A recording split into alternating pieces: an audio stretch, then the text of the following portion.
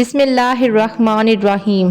हज़रत सुलेमान फ़ारसी रज़ी अल्लाह ताला अन्हा से रवायत है कि एक दिन मैं, हज़रत बिलाल हबशी रज़ी अल्लाह ताला अन्हा और हजूर सल्लल्लाहु अलैहि वसल्लम घर से निकले।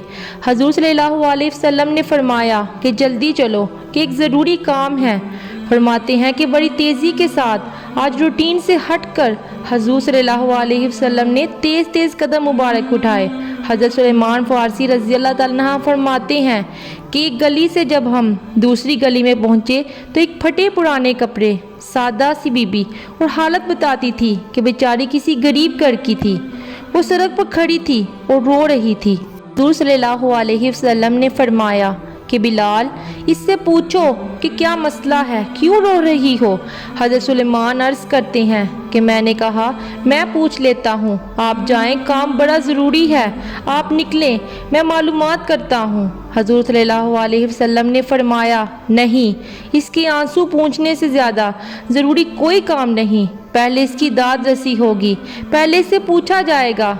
लोग घरों में रोते रहते हैं, लोग चुप करके गुजर जाते हैं, बहुत से लोग तड़पते रहते हैं, कौन एहसास करता है।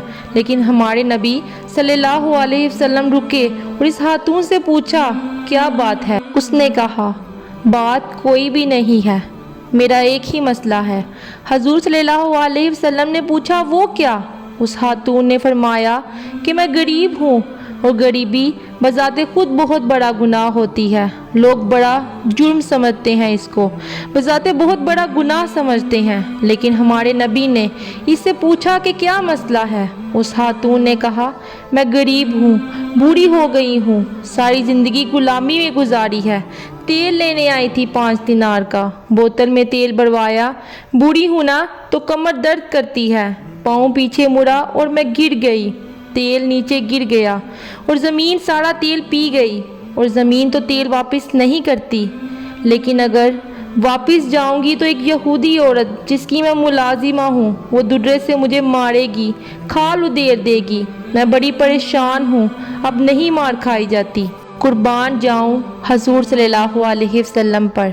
आप सल्लल्लाहु अलैहि वसल्लम ने हज़रत बिलाल को हुक्म दिया कि दौड़कर घर जाओ और 5 दिनार लेकर आओ। हज़रत बिलाल 5 दिनार लाए और तेल खरीद कर दिया, लेकिन वो फिर रोने लगी। आपने फरमाया, अब क्यों रोती हो। उसने कहा कि बताया ना कि मैं गरीब हूँ, गरीब का कोई जुर्म नहीं होता, लेकिन फिर भी पिस जाता है, मार तो अब भी पड़ेगी।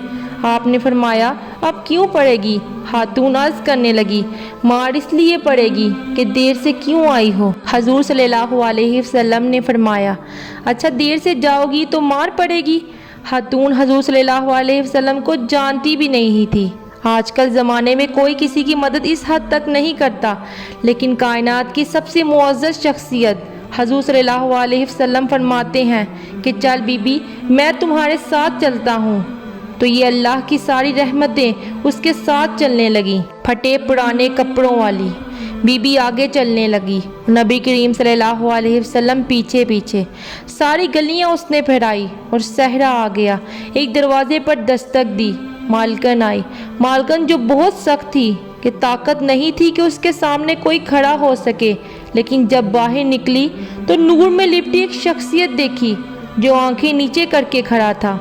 हजूर सल्लल्लाहु अलैहि वसल्लम की मुकद्दस आंखें कि जब तक बात करते रहे नजरें ज़मीन पर झुकी रहीं। शर्मो हया वाले रसूल ने बड़े धीमे, बड़े मीठे, बड़े खूबसूरत लहजे में कहा कि ये तुम्हारी नौकरानी है।